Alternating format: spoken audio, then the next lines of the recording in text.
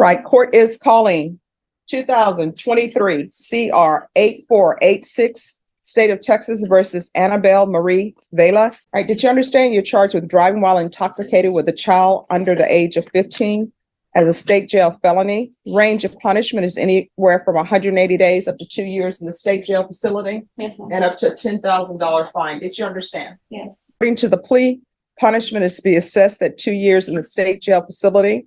There's a $500 fine. State recommends community supervision, DWI intervention, VIP, and ignition interlock for half the term. Did you understand that to be the plea? Yes, ma'am. Defense, is that the plea? Yes, it is. State, is that the plea? Yes, Judge. Are you proceeding with sentencing? Yes, Your Honor. Anything? Yes, I'm sorry. Anything you wish to say on behalf of your client? Yes, Your Honor. There are two issues that I'd like to discuss with the court.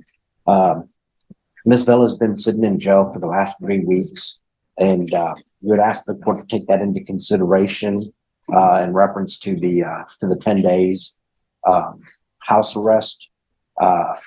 If you do impose the 10 days house arrest, she is gainfully employed, and that leads to the second issue. We would ask that the court consider allowing her to go to work and home as part of the condition of her house arrest. The second issue is the fact that her employment is in Guadalupe County. And of course, we'd ask you to allow her to travel to Guadalupe County for work purposes. She works at we'd ask you to allow her to travel to Guadalupe County while she's on probation to continue her employment there. And then the last issue we'd like to talk to the court about is the ignition interlock for half the term. Ms. Vella does not have a vehicle. She already had the handheld device, so we'd ask you to continue her with the handheld device. All right. So, Ms. Vela, with regards to the ignition interlock, do you live by yourself or you live with other people? I live with other people. All right. And who are these other people? Are they relatives? My boyfriend and his mother. Your boyfriend and his mother? Yes, ma'am. Do they have a vehicle? They do. This vehicle that you were driving, was that your vehicle? It was mine, no. Whose vehicle was it? It was my boyfriend's. Yeah. So she's going to have ignition interlock. With regards to employment. Real quick, is that vehicle, is it running? Is it drivable? No. She'll have to provide proof of that. Okay. But I'm going to order ignition interlock. Any other vehicles at that home? No, just his truck that doesn't work, and then his mom's, but I don't ever drive his mom's car. Yeah. Well, ignition interlock. Judge, the mother is here if you'd like to admonish her about her using the vehicle.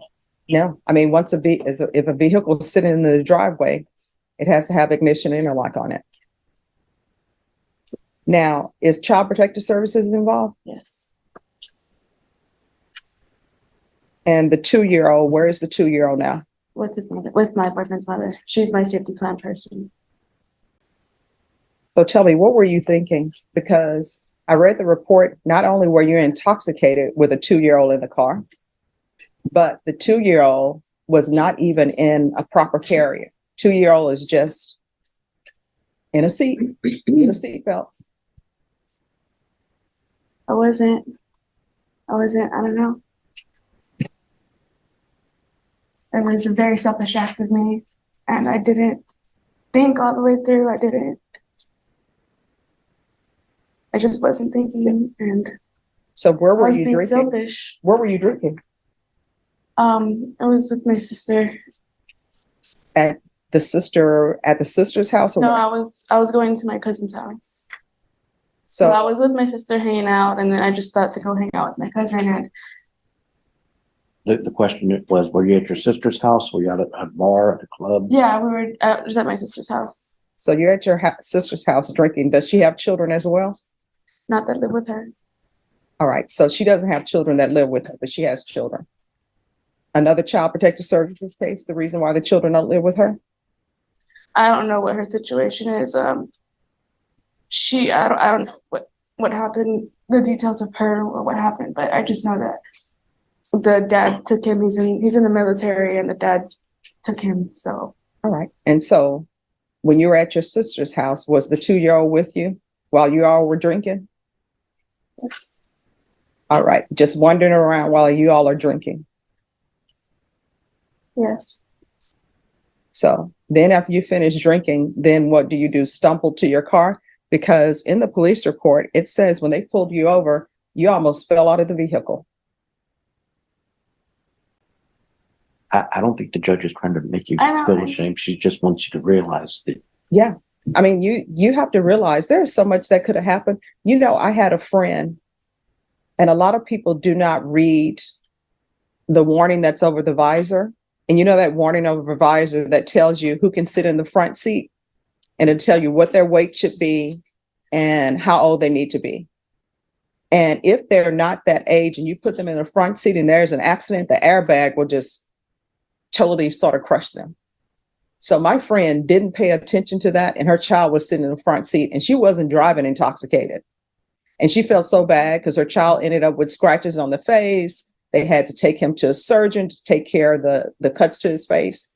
But you're driving intoxicated, and you have a 2-year-old on the second passenger row that's not even in a proper car seat, just in a seatbelt. And all the people were calling because you were weaving and swerving. So how often are you drinking alcohol, and what are you drinking? Before I got to this point, it was quite a bit, maybe every other day.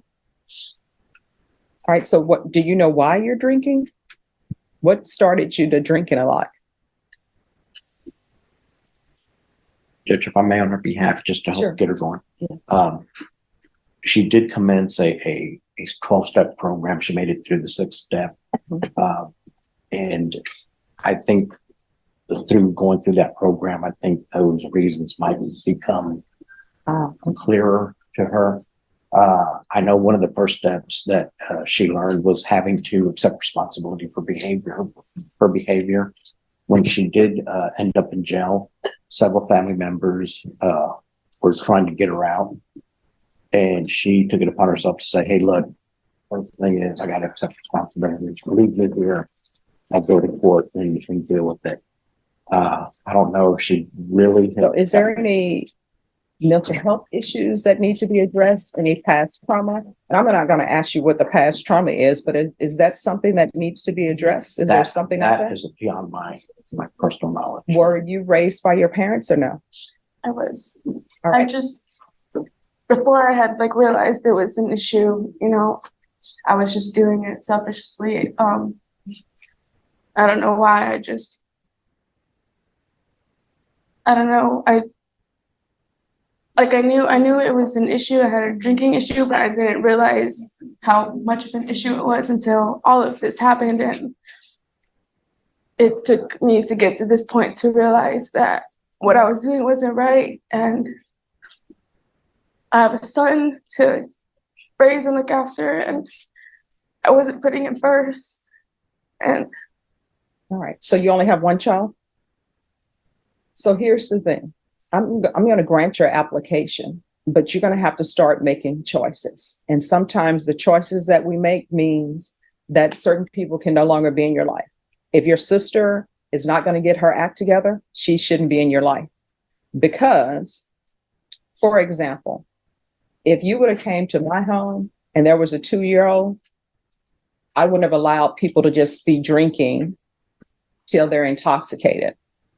I would have recognized certain things. And if I was not watching and you became intoxicated, I would have said, you're not leaving, I'm taking the keys.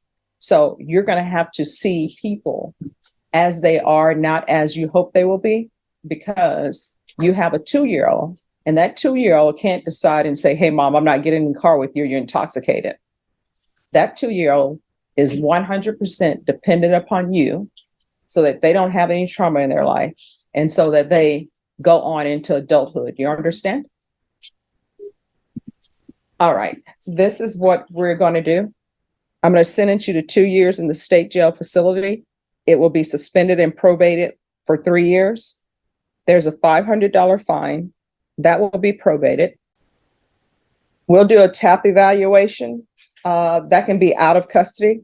If you miss that TAP evaluation appointment, a warrant may be issued for your arrest, because that's going to be a violation of your probation, or it may end up with you spending time at the Bexar County Jail and having them do the TAP there. You understand? Yes, ma'am. And I'm doing the 30 days partial GPS in lieu of the 10 days in the Bear County Jail. And the reason why I'm doing it is because I know that the Bear County Jail, 1, has too many inmates. 2, there are health issues there. 3, there's issues with the facilities, the actual maintenance and upkeep. All right? All right, good luck to you. Thank you, Judge. You're welcome. Come this way. Just have to see what this said, correction about notes. Are you the same Annabelle Marie Vela who was placed on community supervision in 2023 CR 8486 for the offense of driving while intoxicated with a child under 15 on October 30th, 2023 for a term of 3 years? Is that you? Yes, ma'am. State? Violated condition number 12, on or about the 3rd day of June 2024 in Atascosa County, Texas. The defendant, Annabelle Marie Vela, operated a vehicle without a valid Texas driver's license in violation of condition number 12. How do you plead to that? True or not true? True. Your Honor, the state waives all the violations. Any objections? We have no objections, Your Honor. Did you understand by pleading true to violation of condition number 12, the court could find it true, grant the motion, and sentence you to 2 years in the state jail facility Yes, ma'am. and a $500 fine? All right, we're on the record. Don't approach the clerk while we're on the record. All right, don't approach while we're on the record. All right. Knowing that, do you still wish to plead true to violation of condition number 12? Court will find violation of condition number 12 true. Is there a proposed agreement? Yes, Your Honor, it's the alternate amend for the defendant to take a defensive driving course and to continue on probation, sorry. All right. Why is she driving without a license? Would you like for me to address it, or would you like to hear it straight from her? Sure. Could you raise your right hand for me? Do you solemnly swear and affirm the testimony you give will be the truth and nothing but the truth, so help you God? Yes, ma'am. All right, you can lower your hand, state your name for the record. Annabelle Vela. Judge, she is a little nervous, so just Oh. just a little patient. Yeah, don't be nervous. Just tell me the truth. Why are you driving without a license? So I was with my friends. I know I wasn't supposed to be driving. She told me she wasn't feeling well. A couple years ago, she had fractured her spine and her tailbone, and it often causes her to have back problems where she can't walk or sit too long. So she asked me, like, hey, like, we're a couple minutes away, a couple miles away. Can you just finish out the drive, get us there, and then my boyfriend will drive us back, and then I can Uber you home from there. So I was like, I'm really not supposed to, but you know, you're not feeling well and we can't just sit on the side of the road. So I'll just finish out the drive and then that's it. Did somebody have a phone to call the boyfriend? She did, but he was at work and he was about to be off. So I don't know what, I didn't think of it at the time. So I just agreed. I was like, okay, I'll get us there. But then after that, I can't do no more because, you know, I can't be driving and she's aware that I can't be driving, but I'll help you out and I'll just get us there and that's it. And it was not far. I hadn't been driving long before the cop pulled us over. Well, see, the issue about it's not far is neither here nor there. You're not supposed to be driving, period. Yes, ma'am. And then you're driving and you don't have a license. And then you're driving and you're not insured. So if there were an accident and you're driving without a license and you hit somebody, do you think anybody would care that, oh, it was just 2 blocks away? No, ma'am. Judge, if I may, on her behalf, I don't think she gave the full story the way it really worked out. This friend that she's talking about is not just a friend. It's somebody that she's met recently, and she's met her through her employment. This friend is her supervisor. She was still on the clock at work, and the supervisor was off the clock at this point. The supervisor returned to work to give her a ride home, and that's when this transpired. When she was actually getting ready to give her a ride home, and then she felt ill. I had an opportunity to run her name through DPS. She is eligible for her driver's license, and we've talked about making arrangements to get her driver's license back. No occupational license is needed at this point. It's just a matter of getting caught up on some fees and DPS fees at that, Your Honor, and paying the endorsement for the driver's license. She did self-report this. It was filed as a Class C misdemeanor because it's a driving while license invalid as opposed to driving while license suspended. And she called me. I told her, bring it in. I'll help her take care of it. She reported to probation a day or two later. And she self-reported it to probation at that point. She herself is up to date on all of the conditions of probation. She's has taken some steps in life because of this probation that has made her a little bit more responsible. Not a little bit, a lot more responsible. Financially, she's making better decisions. On a personal level, she's making better decisions. And on the course here, she's trying to make some better decisions. I asked her what has happened, what's causing you to do these things. And she said, to be honest, the judge spoke to me the last time and she talked to me about accountability and I'm, trying to be accountable. Thus the self-reporting and so forth. I don't want to speak out of line, Judge, but I do believe if she would have never said anything, chances are the ticket Class C would have been taken care of and nothing would have ever happened. And of course, she did self-report and let the probation department know that she did receive the ticket. And state, what are you requesting? I was again, was the defensive driving judge, at least from what I can tell, she's eligible for license. And the fact that she is. And probation, what are you requesting? Defensive driving judge. All right, the court will deny the motion. Alternate amend conditions to include defensive driving. You're not supposed to drive without a license, period. I understand now that your attorney, we can go off the record. Your attorney explained that the person with you was your supervisor. So I can understand feeling pressure because it's your supervisor and you could end up getting fired. But you are not allowed to violate conditions of probation. You're not allowed to drive without a license. You understand? All right, good luck to you. Judge, can I just address one more issue that I feel like we need to address and just to have a clear understanding? She does not own a vehicle right now. Mhm. She is using the handheld device. She has the scram device. Mhm. So she hasn't had any violations and so forth. However, when she does apply for a driver's license, she has to pay for a ignition interlock endorsement, but she doesn't have a vehicle. So she will have a license that says ignition interlock, but if she is driving again, she's going to have a scram device. I don't know how that would work with DPS. I don't know. What would end up happening is if she has a driver's license and she has her vehicle, just come back and we'll address it. Okay. Thank you, Judge. Oh. Yes. Thank you for dressing appropriately for court. All possible.